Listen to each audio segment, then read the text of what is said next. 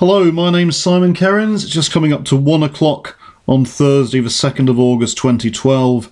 You're listening to the third Sports Call, or at least the third Sports Call since the show resumed a couple of weeks ago.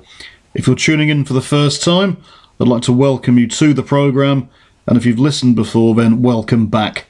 Over the course of the next hour or so, I'll be taking our weekly look at the latest goings-on in the world of sport, focusing, of course, on the London Olympics, which are well and truly underway. However, I'll also be rounding up the latest news from East Lancashire football and also bringing you up to speed with the latest action in the Ribblesdale and Lancashire cricket leagues. I'll be sharing some fans' thoughts. Quite a few of you have got in touch over the course of the past week or so, which is great. Many thanks for your comments. I'll also be sharing with you how you can get involved in the programme in future episodes. Perhaps you'd like to sponsor, perhaps you'd like to be a guest. Oh, and speaking of guests, I've got some very exciting news for you on that front. First things first, Sports Call is, if you like, in Phoenix mode still, although I think in a couple of weeks' time we'll have to stop referring to the return of the programme. Sports Call used to air on Ribble Valley Media, which was a very popular internet radio station. SportsCall aired between August 2009 and September 2010. And unfortunately, Ribble Valley Media, came to the end of its shelf life, sad demise and so on and so forth. SportsCall unfortunately had to come off the air as well. But it was always my intention to bring the programme back, and as I say, a couple of weeks ago, in response to popular demand, very popular demand in fact, I was able to do just that.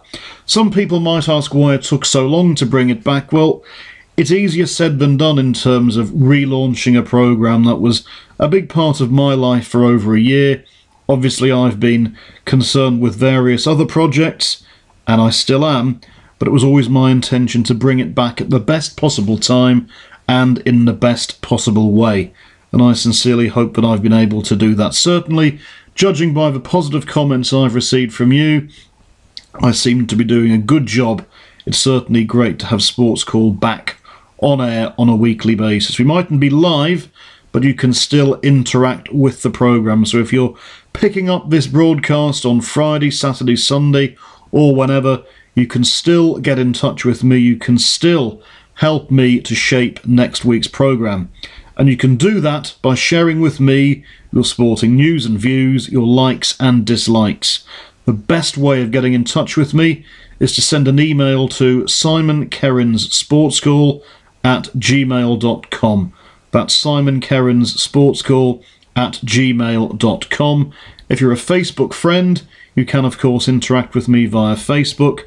And if you are a friend who has my mobile phone number, then you're very welcome to give me a call or send me a text. And if you happen to bump into me in my local pub, well, you can come up and have a chat and tell me what it is that you would like to get off your chest with regard to sport.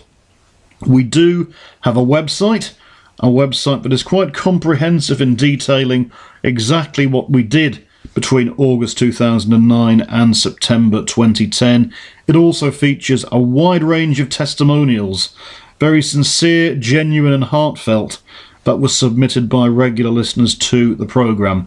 That website address is www.simonkerrinssportscall.webeden.co.uk www.simonkerrinssportscall.webeden.co.uk.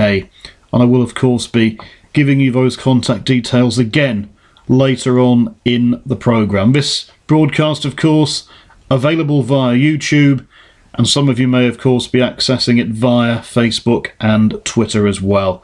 So we're getting that presence out and about most definitely. Coming up then, a roundup of the sporting week, focusing in no small part on the London Olympics that got underway almost a week ago.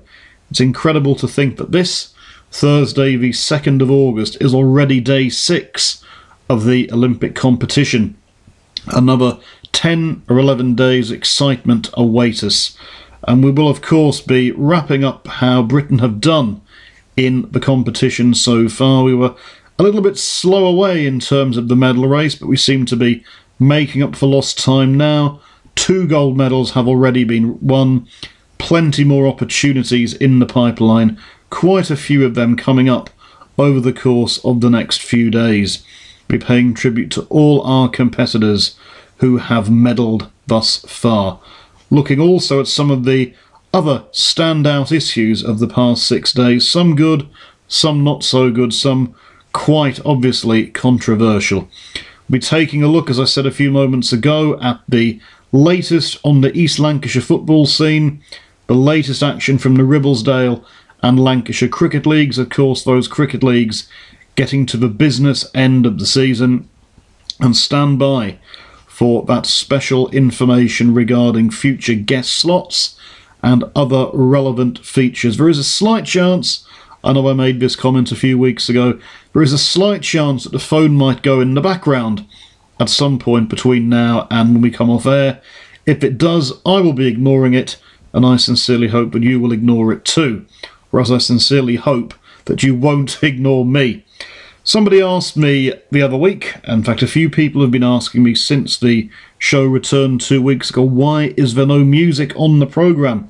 The answer is simple. We did of course have music on SportsCall when it used to go out on Ribble Valley Media. That was because Ribble Valley Media had taken care of all the necessary requirements around performing rights, etc., etc. We are not currently in a position to play music on the programme. There is a slight chance that we could risk it and get away with it, but that, as I explained a couple of weeks back, is not a chance that I'm prepared to take. If it did go belly up, then I would go belly up, the programme would go belly up, because we would be staring down the barrel of a very hefty fine. But hopefully, he said, tempting fate, sooner rather than later, we will be able to play music on SportsCall. So plenty to look forward to. As I say, many thanks to those of you who have submitted comments. Hopefully more and more people will continue to do so. More and more people will come to see that SportsCall is exactly what it sets out to be. A great vehicle for sport, whether you're based in East Lancashire or indeed East Timor. It doesn't really matter, because due to the wonders of the internet, it is accessible worldwide. But we do, however, focus on goings-on in and around East Lancashire. It would seem strange, being based in East Lancashire, if we didn't actually do that.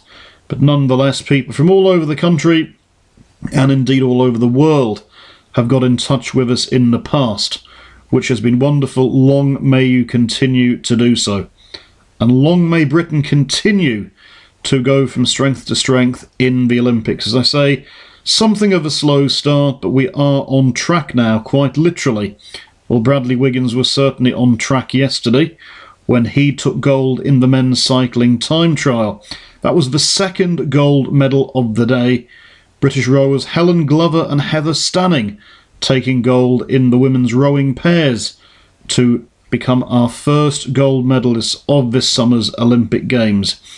5 days before that, of course, there was a stunning opening ceremony in the Olympic Stadium, a truly spectacular occasion. I'm sure that many of you will have watched it on television. Some controversy around certain aspects of the ceremony, what was included versus what wasn't included and should have been included, but I think it was fair to say it was a great celebration of all things British, very colourful, very patriotic, very exciting, and I'm sure that it will result in a knighthood for Danny Boyle. He can't obviously win a gold medal, but I'm sure that he will end up with a knighthood.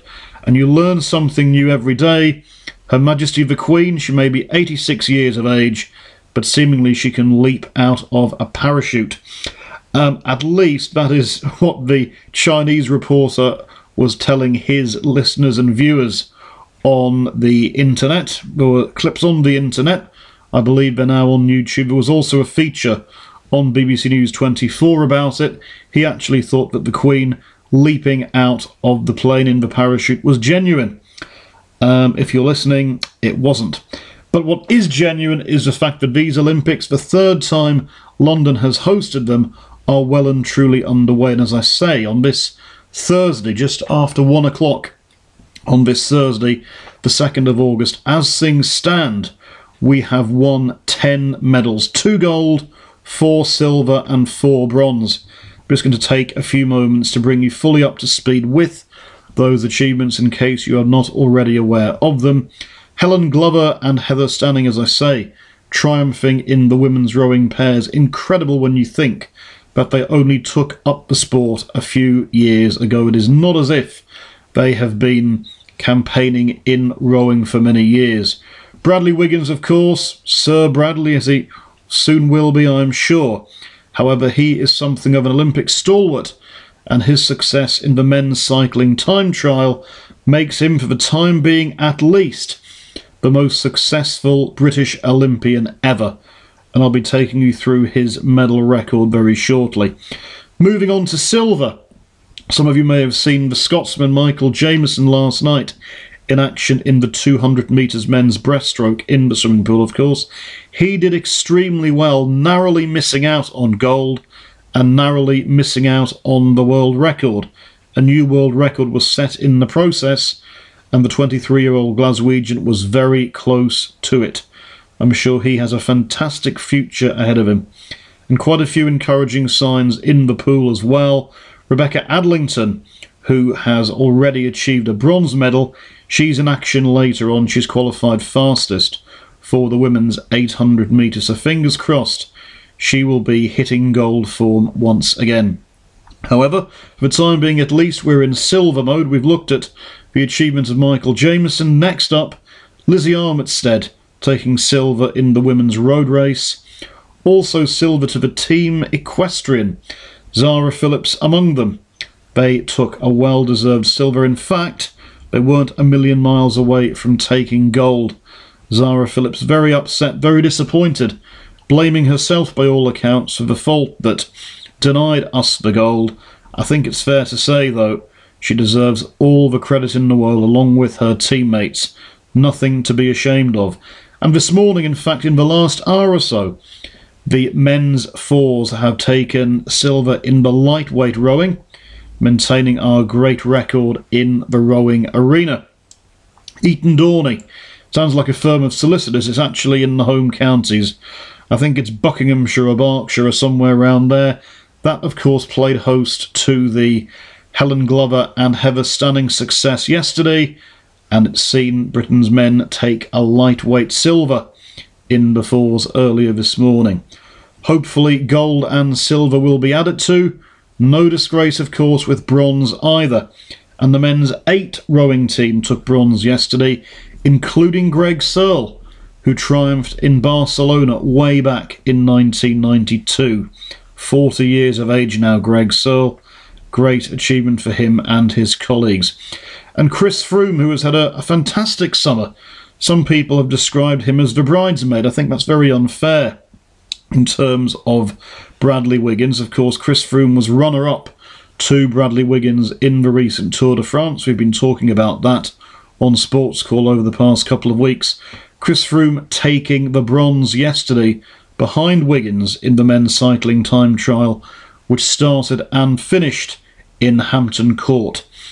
The men's gymnastics have also been in bronze mode, although for a short time on Monday they thought they had clinched silver, but then a controversial appeal by Japan was upheld, relegating us from silver to bronze. However, it was the first men's gymnastics medal for 100 years, so nothing to be ashamed of there. The expectation was we might come 5th or 4th.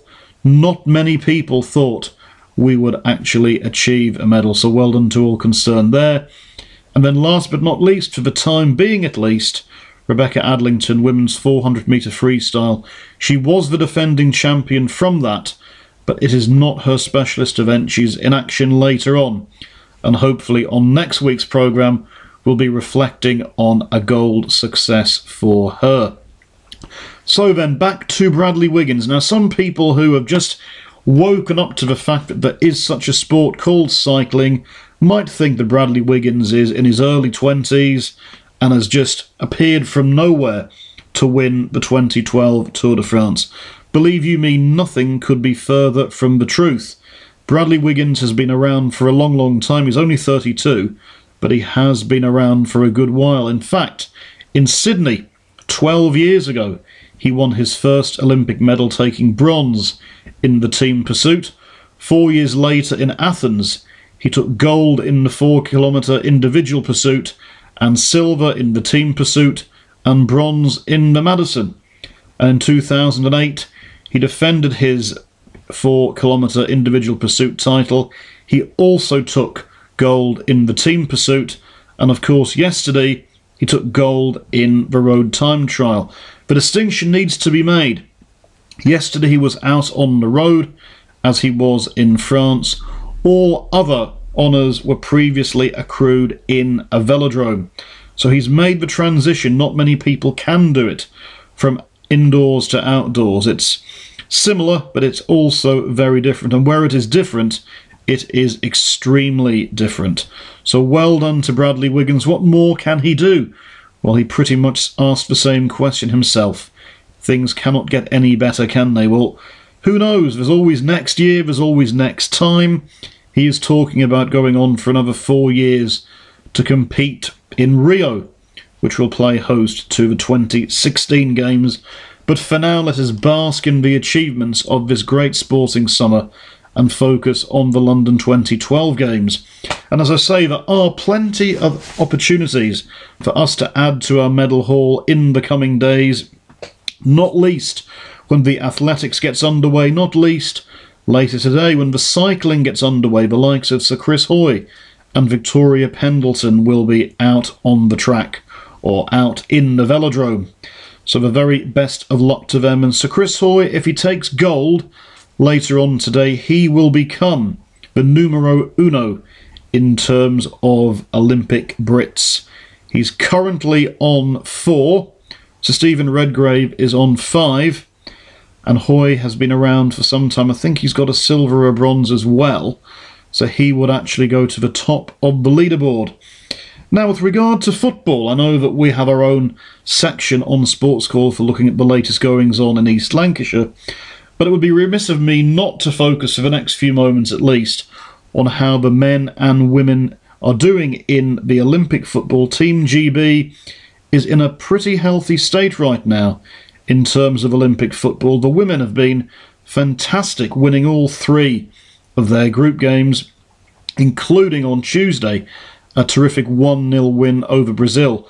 They take on Canada in the quarter-final on Saturday, and they stand a very good chance of progressing further. England are also in quarter-final action. They won 2 and drew 1 of their 3 group games last night, securing top spot with a 1-0 win over Uruguay, who were indeed strongly fancied to the point of being group favourites at the start of the tournament. England will take on South Korea in the Cardiff quarter-final on Saturday, with favourites Brazil their likely semi-final opponents. And you may recall a couple of weeks ago Brazil beat England quite comfortably by 2-0 at the Riverside Stadium. I know that was only a pre-tournament warm-up, but Brazil did look extremely impressive. Team GB did not look particularly strong, but they have gained in strength and confidence, and I think it's fair to say popularity, over the course of the past week. They certainly acquitted themselves extremely well against Uruguay last night. Worthy winners, and in my opinion, 2 people deserve a particular mention for the success of the men's team so far. Craig Bellamy and Joe Allen, both of whom are Welsh, both of whom do not sing God Save the Queen, the national anthem. More on that later. Also a nod in the direction of Jack Buckland, a very talented young goalkeeper. Incidentally, when I raise the issue of singing the national anthem, it is not a personal bugbear of mine. I'm simply alluding to the fact that quite a few people in the media have been talking about it, and in fact at least one correspondent has submitted something on it. We'll be dealing with that later on when we look at fans' thoughts.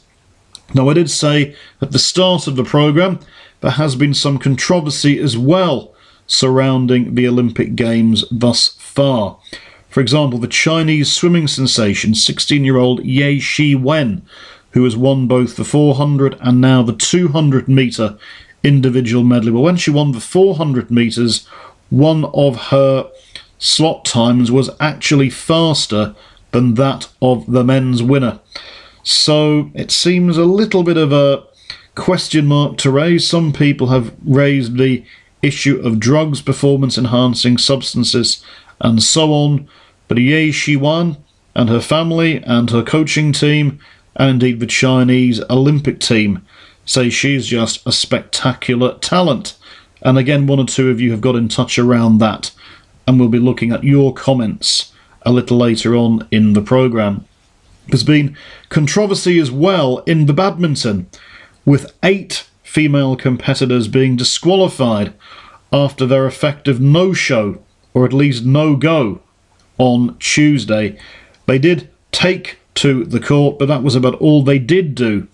They had all previously qualified, and they thought that by losing their particular games, they would make for an easier draw later on in the competition. 4 South Korean competitors and 2 from China and Indonesia, all incurring the wrath of the International Olympic Committee and the supporters, and indeed the International Badminton Federation. They have been disqualified, so that would create opportunities for competitors who had previously thought they would be taking no further part in the competition. Moving on now from the Olympics, as I say, we will be looking at it a little later on once again when we have the fans' thoughts. Moving on to cricket, international cricket, we have of course been focusing on the test series between England and South Africa. England of course very much below par in the first test at the Oval, which they lost by an innings and 12 runs. The second test has got underway at Headingley this morning, and England were expected to make one change, with James Taylor, 5'6", the smallest man in county cricket. That's a fascinating, life-changing piece of trivia for you. He has come in for Ravi Bopara, who was struggling for form but who actually pulled out of the squad for personal reasons. James Taylor in for Ravi Bopara. That was expected to be England's only change in the event. They have made one very significant additional change.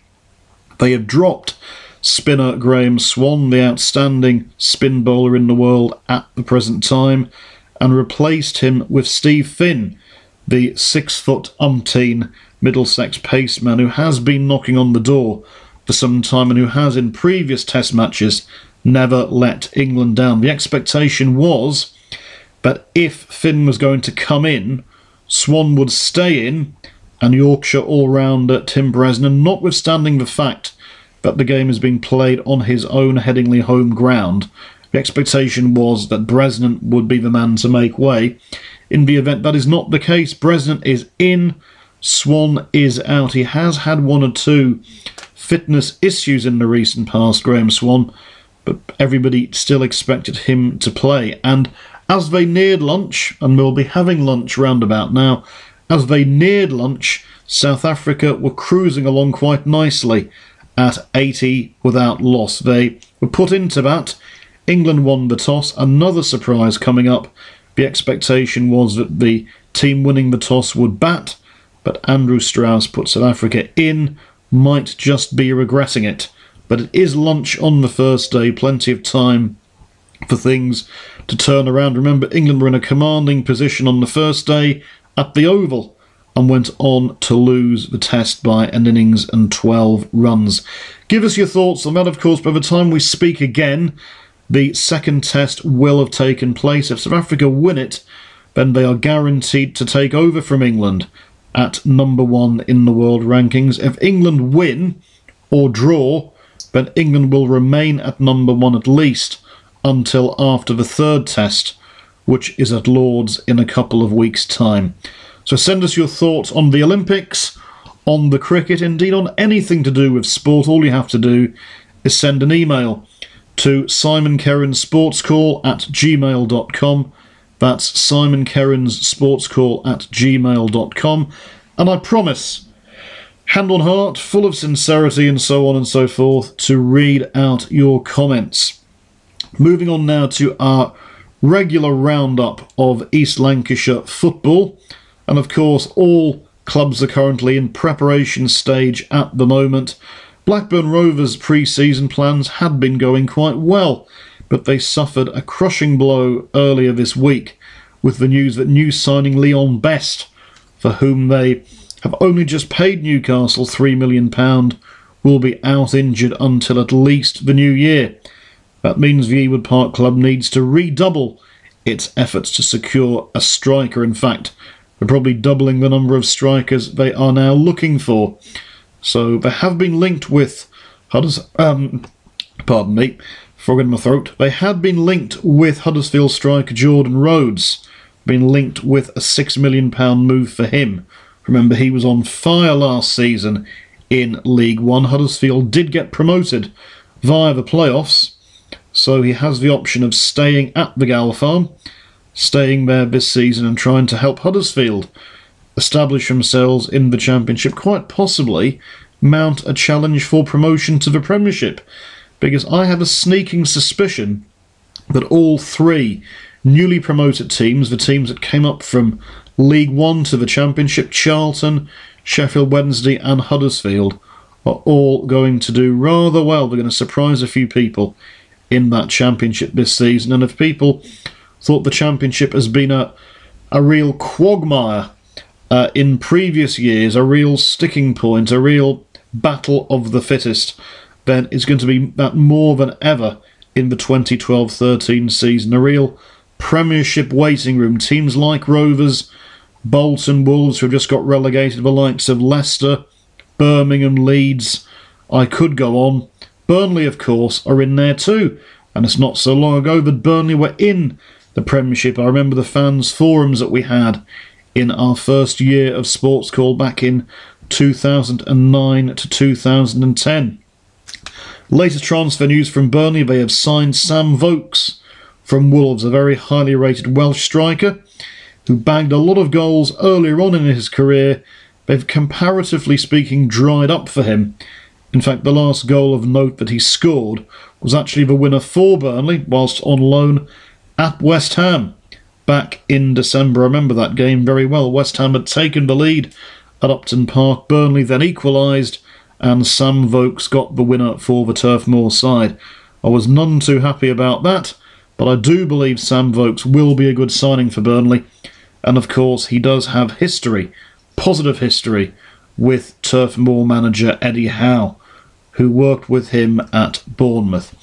Accrington Stanley and Clitheroe are also very much in preparation mode at the moment, looking to fine-tune their squads ahead of the new season. On next week's programme, we will be having a special prediction spot looking ahead to the new season. I'll be inviting you to submit your predictions. How do you think your team will fare? Who do you think will come out on top in the coming 2012-2013 season?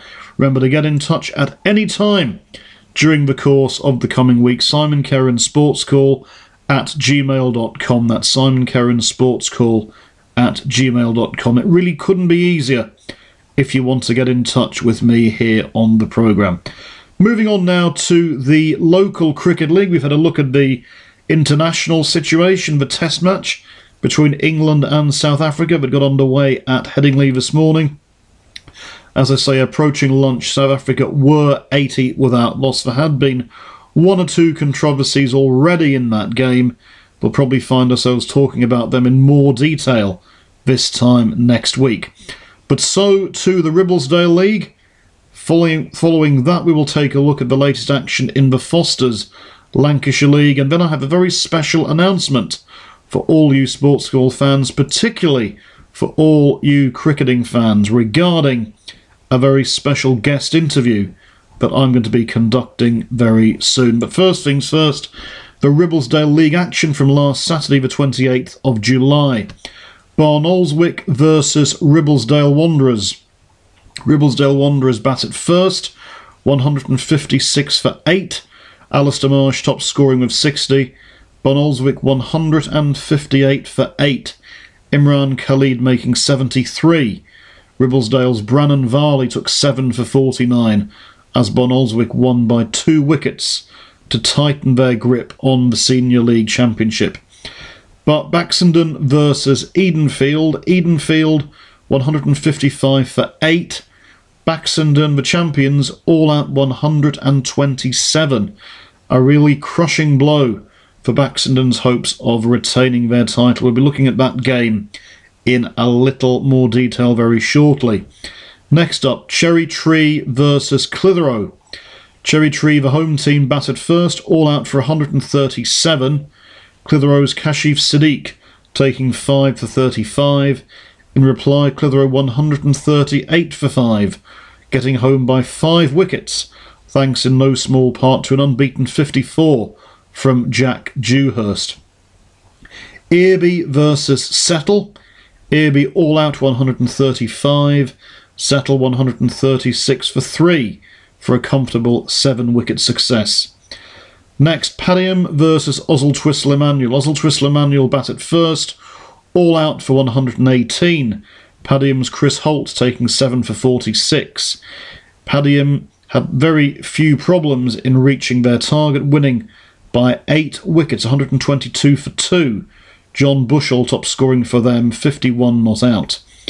Reed versus Salisbury.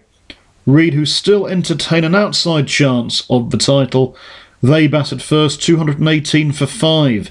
Joe Marshall top scoring on 71, and in reply Salisbury 170 for 9, as Reed won by 48 runs. And last but not least, Worley versus Great Harwood. Worley 202 for 5, Lee Kearsley 81 not out, Richard Lamb 60, Great Harwood all out for 124, Wilkin Motter taking 5 wickets as Worley won by 78 runs. Remember that name, Wilkin Motter.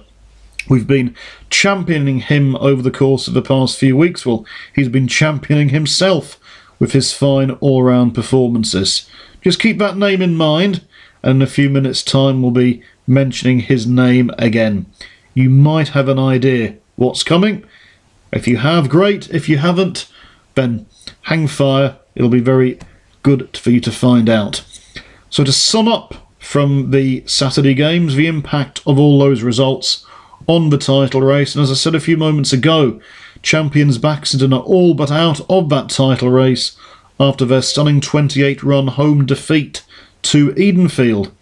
Even when Edenfield blasted 90 off their final 10 overs to post a target of 156, Baxenden still were the favourites, and having progressed to 101 for 1, they looked to be in command, helped by 39 from Cameron Eunice and 26 from Callum Waddington. However, both batsmen were to be among Shahrukh Khan's 6 wickets, as inexplicably the last 9 Baxenden wickets fell for just 26 runs, giving Edenfield only their 3rd win of the season.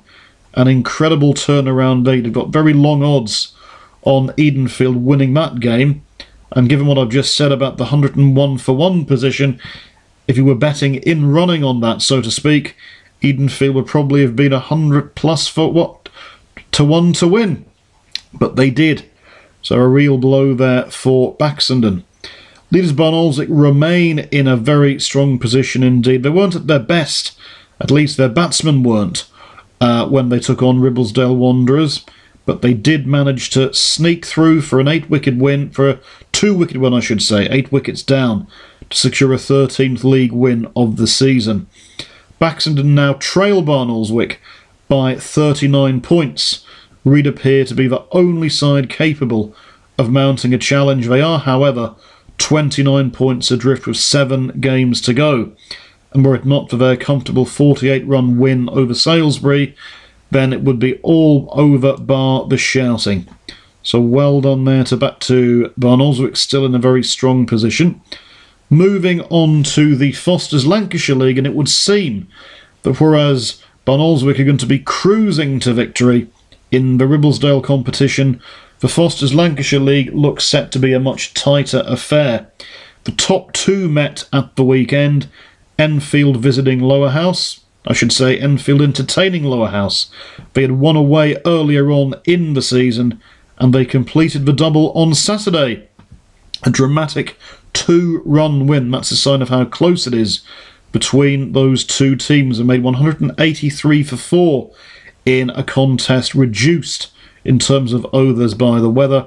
Nasser Hussain, nope, not that one. At least I don't think so. He made an unbeaten 80, and Adam Bracewell also scored 47 for Enfield. And then in the lower house reply, the stage was set for Enfield's David Bracewell, brother of Adam. He came to the fore then, taking 6 for 38, as despite a promising start to their run chase, lower house lost wickets at a regular rate and were all out 2 runs short of a tie. What impact does that have on the title race, I hear you cry? Let me tell you. Enfield played 18, 152. Lower house 17, 150. Todmorden played 18, 147. Church played 18, 140. Accrington played 17, 132. So lower house still in the box seat, but they need to win that game in hand. If they were to have a crushing defeat in that game in hand, and Enfield were to maintain their fine form, then it could be a very different story indeed. Todmorden still very much in contention. Church a little bit further back. Accrington have a game in hand, but they have plenty to do to get into the shake-up. Barring an absolute miracle, the title will be won by one of those 5 teams. And so then to my very special announcement for all you SportsCall fans, in particular you SportsCall cricketing fans, and that is coming up very, very shortly. I don't mean as part of this broadcast, but within the next week or so, I will be interviewing Wilkin Motter, an exclusive interview coming up with him. He is the Worley professional in the Ribblesdale League. He's a charming guy, a true gentleman. I had the pleasure of meeting him a week or so ago. I told him about SportsCall, and he is delighted at the prospect of giving an interview to us here on the programme. So Wilkin Motter will be with us in the near future. I look forward to putting out that interview with him. Remember, it will be on YouTube as well, just as this programme is, and just as all other SportsCall broadcasts are. And in case you're thinking, well, Wilkin Motter, that name rings a bell, but not in the context of Worley. He is a proven figure, an established figure in the Indian Premier League. So you can do some research on Wilkin Motter, or you can sit back and wait for my interview with him to unearth some fascinating facts around the Indian all-rounder. So Wilkin Motter will be a guest on SportsCall in the very near future. We're also putting quite a few feelers out at the moment with a view to securing future guests on the programme. I'm not going to name names. I don't want to tempt fate, but suffice to say that I'm very confident of some more special guests being on the programme sooner as opposed to later. For the next few minutes, we have some more very special guests. You, the listeners, with your comments you've submitted over the course of the past week or so. Many thanks to all of you for getting in touch. And if you're sitting at home listening to this and thinking you would like to have your comments or indeed your sporting notices read out on SportsCall, all you need to do is send an email to simonkerransportscall@gmail.com. That's simonkerransportscall@gmail.com. You can interact via Facebook, you can ring me, you can send me a text, you can come up to me in the street. That, of course, requires you to know me. If we haven't actually had dialogue before and you're listening to this through a recommendation or through a friend, send an email, simonkerransportscall@gmail.com. I really don't bite. It'll be great to hear from you, and I can share your sporting news, views, likes and dislikes with your fellow listeners here on the programme. So the comments that have come in this week include Colin from Darwin. What an excellent opening ceremony to the Olympics. A classic British occasion. Thank you very much indeed, Colin. That pretty much echoes what I said earlier on the programme, doesn't it? I thought it was a fantastically colourful and quintessentially British way to open the ceremony. I'm sure the closing ceremony will run along similar lines too. And if a host nation can't take the opportunity to promote itself and reflect and celebrate all things about its history and its values, then I think it's a sad state of affairs. You might just go through a neutral set of, I don't know, protocols and so on every 4 years. It has to be about the host nation and the host city. So I agree with you, Colin, but it was a truly terrific start to the Olympics. Aidan from Preston has got in touch to say, great to see that Britain's gold medal drought has come to an end. Well done to Bradley and the rowers. Thank you, Aidan, for getting in touch. And yes, hopefully, as a result of those successes yesterday, not to mention the silver and bronze achievements too, our competitors will go from strength to strength in the course of the next 11 days of competition. Colin from Lancaster. Now, I alluded to his comment earlier when we were talking about the Chinese swimmer. Colin says it's a shame that whenever someone achieves something great in the world of sport nowadays, the drug issue raises its ugly head. I'm not being naive, I'm not suggesting that all these competitors are always completely innocent, but maybe, just maybe, some of these people are truly incredible. Thank you for that, Colin. Maybe, just maybe, that is the case.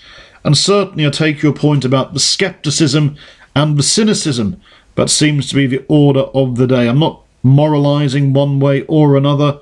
I'm not necessarily sharing my view. In fact, I'm sitting on the fence with regard to this, because it could well be that some of these competitors are just freaks, for want of a better description. Absolutely superb. One thinks of the South African Caster Semenya a few years ago. She incidentally is competing at the Olympics, and she, if memory serves me correctly, carried the flag for South Africa at the opening ceremony. Of course, there will be some bad apples, and those bad apples will, in association with additional bad apples, be looking at ways to mask the drug taking, to mask the use of the performance-enhancing substances. But I find it hard to believe that every single one is guilty, and hopefully the champions are clean. Give us your comments on that next week. Claret Eddy, a regular contributor from Accrington, says some promising results for Team GB. Well done to the gymnasts. Yes, well done indeed to the gymnasts. As I said before, the first Olympic medal for Britain in gymnastics for 100 years. And Maria, who was in touch last week, she's obviously a big Bradley Wiggins fan because she was calling for him to be knighted last week. She's not actually doing that this week, but she is saying good old Bradley does it again. And spare a thought for Chris Froome, whose day will surely come. It certainly will. Perhaps it will come next year in Paris, because rumour has it that Bradley Wiggins might just be willing to take something of a back seat and help Chris Froome to win the Tour de France next year. Other people are saying, nope, hang on a minute, Bradley will give it another couple of years competing for the Tour de France top spot, and then he will focus his efforts on helping his teammate Chris Froome. But Bradley Wiggins and Chris Froome have had two fantastic summers already, and who knows, they might go on to achieve even more this side of the Sports Personality of the Year awards, when I fully expect them, and certainly Bradley Wiggins, to be in the pole position for success. In fact, you may as well hand Bradley Wiggins the Sports Personality of the Year award now.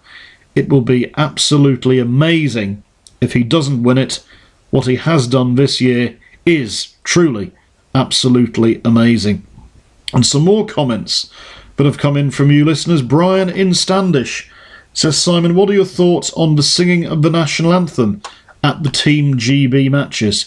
I think it should be compulsory. Well, that's a very interesting point, Brian. And as I said earlier on in the programme, when we were looking at the Olympic football progress to date, it is something that is on the lips of many, many fans and spectators at this 30th Olympiad.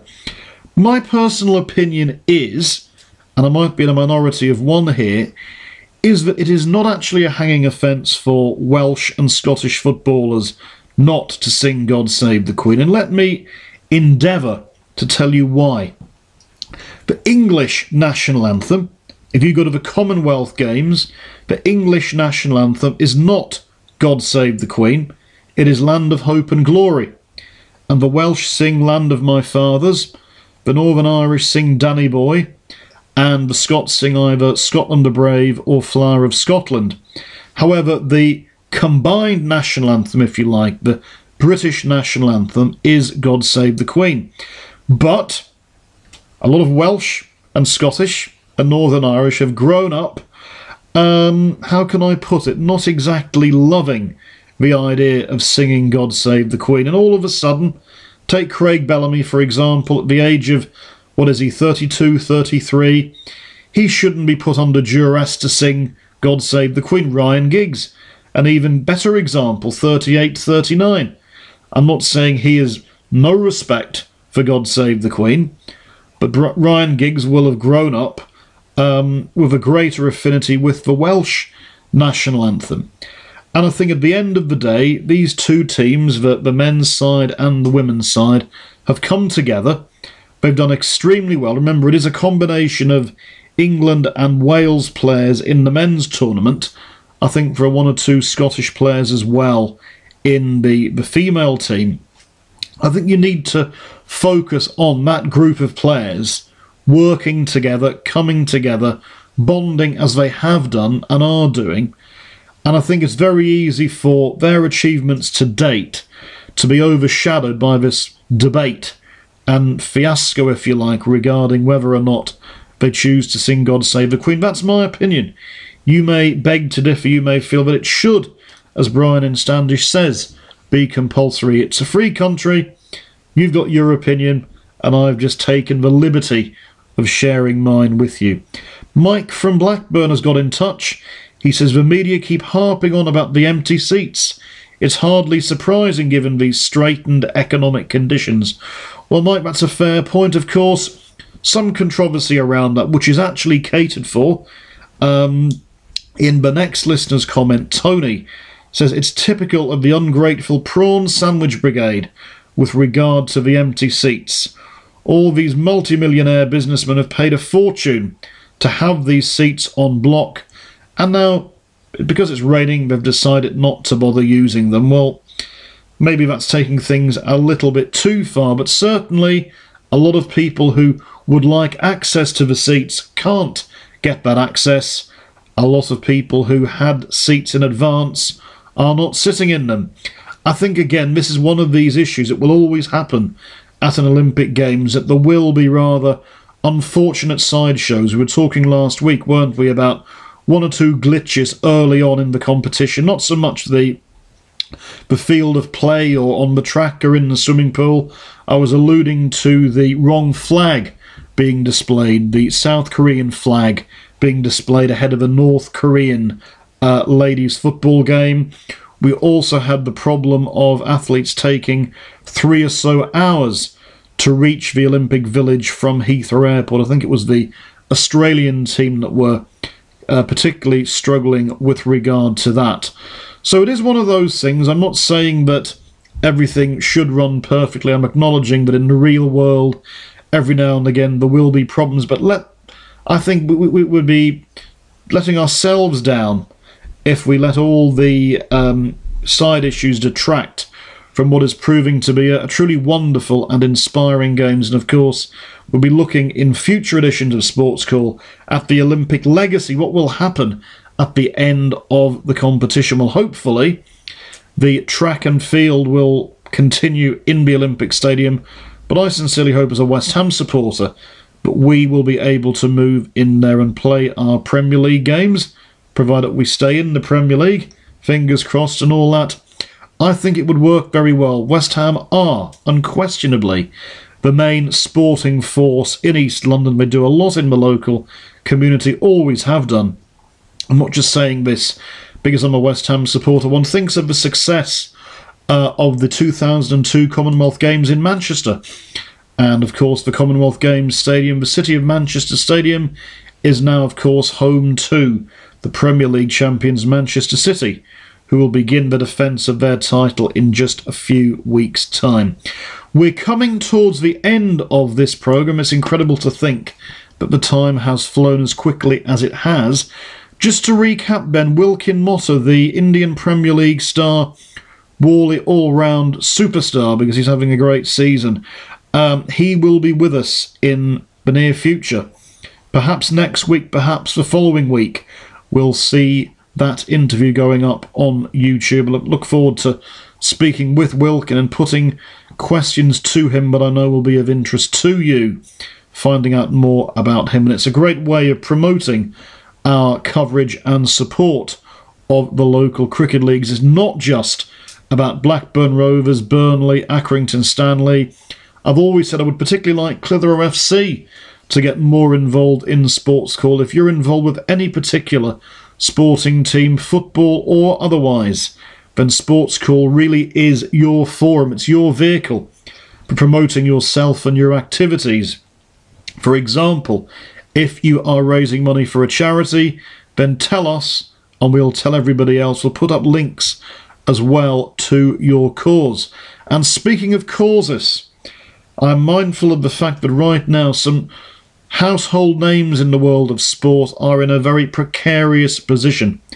Rangers FC, of course, have been through the ringer. This summer they're going to kick off the new season in the Scottish 3rd Division. They won their first game of the season 2-1 against Brechin in the Ramsden Cup at the weekend. They, to a certain degree, have come out of the tunnel. Not a pleasant journey for them, but at least they can look forward to the future with some degree of confidence and optimism. The same cannot be said for Portsmouth, who at the time of recording this programme teeter on the brink of extinction. And Darlington and Bradford Bulls Rugby League Club have also been through the mill in the recent past. With that in mind, I have asked an administrator, a sporting administrator, to appear on the programme in the course of the next few weeks. Hopefully that will be confirmed in the near future. I think it would be very interesting for all of us to find out more about the role of a sporting administrator, and really, without making ourselves feel too down and depressed, finding out the extent of the problems that face a lot of our beloved sporting institutions in the current climate. One final thing before I go, hopefully ending on a high for some of you. If you are involved with a business, if you run a business, if you're involved in any kind of organisation and you would like to promote what you do in greater detail to more and more people, then why not sponsor one of the SportsCall slots? We have 6 slots available. Each slot is available for just £50 per calendar month. And you will get not just numerous mentions from me of your organisation and what you do during the course of the programme, it will also be plastered across the social media world on Facebook, YouTube, Twitter and the like, as well as our website, which is www.simonkerrinssportscall.webeden.co.uk. Remember, the main way, the best way of getting in touch with me is to email simonkerrinssportscall@gmail.com. That's simonkerrinssportscall@gmail.com. You can Facebook me, you can text me, you can ring me, you can tap me on the shoulder in the supermarket.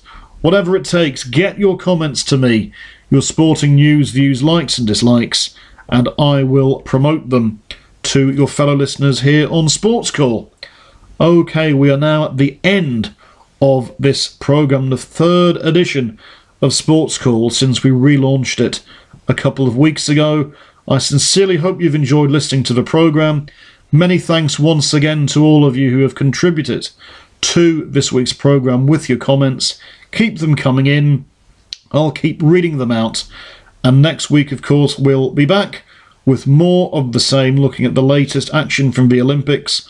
Hopefully many more medal successes to report on for Team GB, the latest from the football, cricket and any other sporting arenas that float your boat, and more information on that upcoming interview with the Indian cricket all-rounder Wilkin Mosser.